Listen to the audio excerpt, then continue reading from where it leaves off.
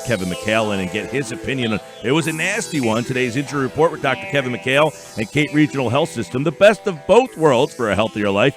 For an appointment, call 609-463-CAPE or visit caperegional.com/orthopedics. Now, Doc, Happy New Year first off. And when you emailed me today, you were, we got no Eagles. Unfortunately, they lose. But the Sixers always keep us in the loop to talk about things. And I'm sure you saw that nasty dislocated finger from Joel Embiid the other night.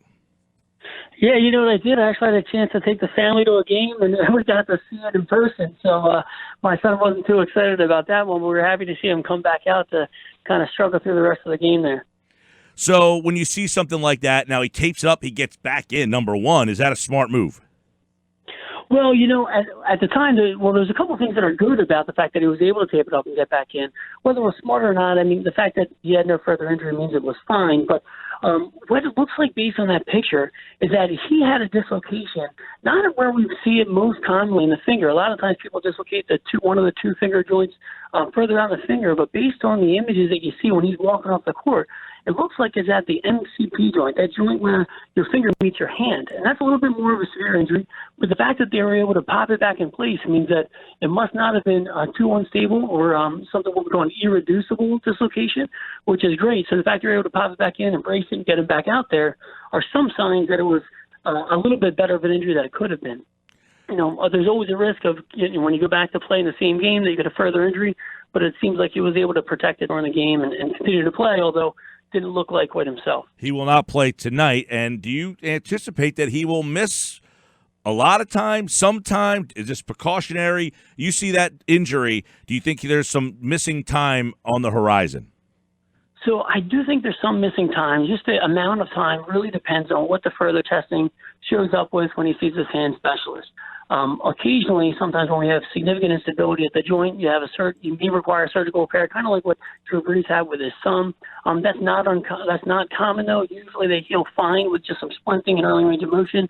I expect him to miss some time. I'm hoping to see him out there pretty soon, but we'll know, within the coming days what he needs. They have to do some further testing to see just how stable that joint is. All right, Dr. Kevin McHale, I want to get your quick thoughts on Carson Wentz and that concussion, because there were some reports that he couldn't remember who they played the week before, that he was swaying in the blue tent. And when you go back behind to the locker room, what does that say about the severity of the concussion that he got?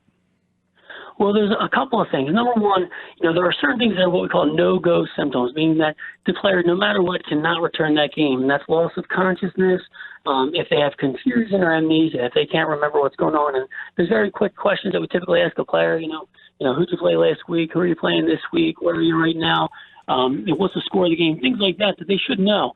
And if they can't answer those questions, if they don't have the memory, they don't have basic recall, if you tell them a few words to remember and you ask them, a few minutes later to say them back to you, then you know that it's a problem, and that player's likely not going to be playing that game. So while we were all sitting there waiting to find out if Wentz was coming back, the fact that he already had that loss of memory in the blue tent. The Eagles knew that he wasn't playing. We just didn't know that, he wasn't going to be playing that day. Yeah, there were some reports that he was going to be cleared and ready to play this week. Is that surprising? You know what? It's actually not. Even the severity of the symptoms on game day don't always predict how the concussion is going to last. Sometimes what we think of as a mild concussion, the symptoms resolve relatively quickly, and that player can advance through the protocol, in time to get back by the next week.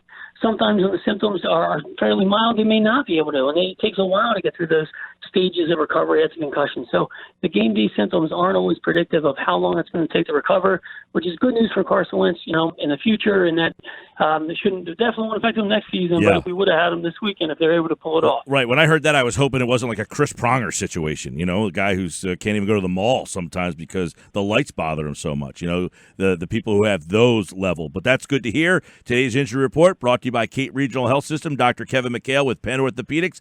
The best of both worlds for a healthier life. For an appointment, call 609-463-CAPE or visit caperegional.com/orthopedics. We appreciate it, Doc. All right, no problem coming on. Sorry we won't be talking about the Eagles next week.